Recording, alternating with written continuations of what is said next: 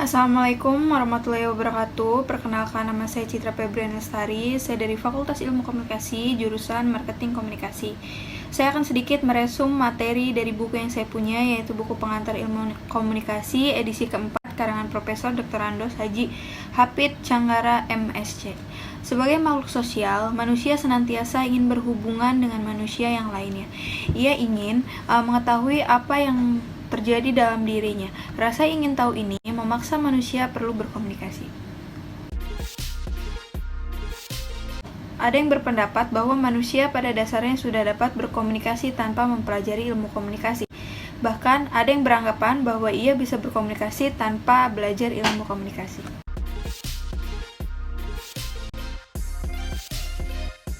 Komunikasi yang baik dengan orang lain akan memudahkan seseorang untuk mendapatkan rezeki, sahabat, dan pelanggan. Kenapa ada orang yang memiliki banyak sahabat dan ada juga yang tidak? Kenapa ada orang yang dagangannya laris dan ada juga yang tidak? Bahkan, komunikasi yang baik, seseorang karyawan akan mudah mendapatkan promosi dari pimpinannya pada jenjang yang lebih tinggi dibanding dengan orang yang tidak bisa berkomunikasi dengan baik. Dalam penyampaian pendapat atau somasi seenaknya mengucapkan kata-kata yang dapat menyinggung perasaan orang lain sehingga memutuskan silaturahmi atau hubungan kemanusiaan mereka. Padahal hubungan antar manusia perlu dipelihara dalam memperbanyak peluang berusaha dan berkarir.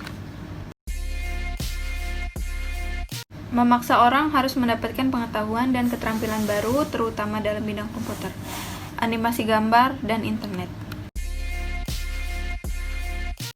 Nilai estetika dalam komunikasi dipraktikkan dalam berbagai bentuk, diantaranya melalui pembuatan film, sinetron, drama radio, puisi, cerita pendek. Melalui komunikasi, persepsi yang keliru tentang perangai dan karakter seseorang bisa berubah. Persepsi awal yang menilai seseorang karena hanya isu atau desus-desus seseorang bisa dipatahkan setelah dilakukan komunikasi langsung atau terbuka dengan yang bersangkutan. Kemajuan teknologi di bidang komunikasi dan informasi yang begitu cepat telah mengubah pola-pola kehidupan umat manusia di atas bumi. Hari ini, hampir semua orang tidak mau ketinggalan informasi karena itu terus membawa alat komunikasi, minimal handphone atau smartphone. Begitu penting dan berharganya alat komunikasi dari segi nilai informasi. Maka ada adagium mengatakan lebih baik tertinggal dompet daripada tertinggal handphone. Kemana saja telepon akan dibawa, bahkan sampai diletakkan di samping bantal tidurnya agar ia memperoleh informasi secepatnya. Di lembaga-lembaga pemerintahan atau swasta, pelayanan publik senantiasa menjadi prioritas agar masyarakat bisa terlayani secara cepat dan baik. Kemajuan teknologi, komunikasi, dan informasi sejak ditemukannya mesin cetak oleh Gutenberg, lalu dilanjutkan dengan penemuan film, pesawat radio, televisi, satelit, sampai komputer dan internet telah membawa dampak terhadap pelipat gandaan pengetahuan manusia. Komunikasi telah memperluas cakrawala dan wawasan manusia untuk mengetahui sesuatu yang ada di luar dunianya. Demokrasi memberi kebebasan kepada setiap individu untuk menyampaikan hak-hak politiknya melalui pemilihan umum untuk memilih presiden dan wakil presiden, gubernur, bupati, atau wali kota serta anggota parlemen. Semua realitas yang saya sebutkan tadi tidak bisa dipungkiri memberi dampak yang tidak kecil terhadap masyarakat dan juga terhadap ilmu pengetahuan, baik dari segi seni, teknologi, maupun dari segi sosial, budaya, dan politik. Dalam kehidupan sehari-hari, kita menemukan peristiwa komunikasi di mana-mana. Seseorang anak misalnya diminta menyalakan lampu dengan menekan tombol listrik. Hubungan antara tombol dengan balon lampu juga merupakan peristiwa komunikasi. Pengertian komunikasi.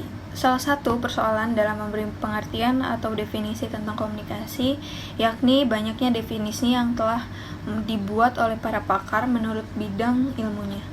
Hal ini disebabkan oleh banyaknya disiplin ilmu yang telah memberi masukan terhadap perkembangan ilmu komunikasi, misalnya psikologi, sosiologi, antropologi, ilmu politik, ilmu manajemen, logistik, matematika, ilmu elektronika, dan sebagainya. Jadi, pengertian komunikasi tidak sesederhana yang kita lihat sebab para pakar memberi definisi menurut pemahaman dan perspektif masing-masing. Prinsip komunikasi. Kesamaan dalam berkomunikasi dapat diibaratkan dua buah lingkaran yang bertindihan satu sama lain. Daerah yang bertindihan itu disebut kerangka pengalaman yang menunjukkan adanya persamaan antara A dan B dalam hal tertentu. Misalnya bahasa atau simbol. Unsur-unsur komunikasi. Unsur atau elemen adalah bagian yang digunakan untuk membangun suatu bodi. Kita tidak bisa menyebutkan sebuah rumah yang sempurna jika rumah itu tidak memiliki lantai, dinding, pintu, atap, dan jendela. Demikian pula sebuah universitas tidak bisa dikatakan universitas jika ia tidak memiliki unsur-unsur kampus, mahasiswa, dosen, kurikulum, dan proses belajar mengajar. Unsur-unsur komunikasi dapat dijabarkan sebagai berikut. Semua peristiwa komunikasi akan melibatkan sumber sebagai antar manusia. Sumber bisa terdiri dari satu orang, tetapi bisa juga dalam bentuk kelompok, misalnya partai, organisasi, atau lembaga. Sumber sering disebut pengirim, komunikator. Yang kedua itu ada pesan. Pesan yang dimaksud dalam proses komunikasi adalah sesuatu yang disampaikan pengirim kepada penerima. Pesan dapat disampaikan dengan cara tatap muka atau melalui media komunikasi. Isinya bisa berupa ilmu pengetahuan, hiburan, informasi, nasihat, atau propaganda. Dalam bahasa Inggris, pesan biasanya diterjemahkan dalam kata message. Dan yang ketiga itu ada media. Media yang dimaksud di sini ialah alat yang digunakan untuk memindahkan pesan dari sumber kepada penerima. Terdapat beberapa pendapat mengenai saluran atau media. Ada yang menilai bahwa media bisa bermacam-macam bentuknya. Misalnya ada komunikasi antar pribadi, panca indera dianggap sebagai media komunikasi. Dan yang keempat ada penerima. Penerima adalah pihak yang menjadi sasaran pesan yang dikirim oleh sumber. Penerima bisa terdiri satu orang atau lebih, bisa dalam bentuk kelompok, partai, atau negara. Dan yang kelima itu ada pengaruh. Pengaruh atau efek adalah perbedaan antara apa yang dipikirkan, dirasakan, dan dilakukan oleh penerima sebelum dan sesudah menerima pesan. Dan yang keenam itu ada tanggapan balik. Apa yang beranggapan bahwa umpan balik sebenarnya adalah salah satu bentuk daripada pengaruh yang berasal dari penerima. Akan tetapi sebenarnya umpan balik bisa juga berasal dari unsur lain seperti pesan dan media, meski pesan belum sampai pada penerima.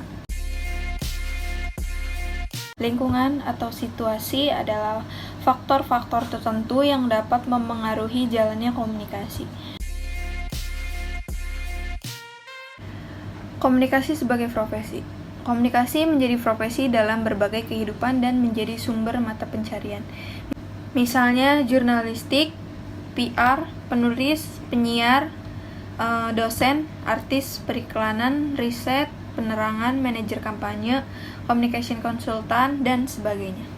Karena itu, ketika seorang sarjana komunikasi profesional memasuki lapangan kerja, baik di perkantoran maupun di perusahaan, maka ia tidak akan tinggal diam, tapi akan mempelajari dan mencari solusi bagaimana memperbaiki citra, menghubungkan lembaga atau perusahaan dengan komunitasnya, meningkatkan pelanggan, dan mengambil tindakan melalui media atau saluran-saluran komunikasi yang mereka telah pelajari.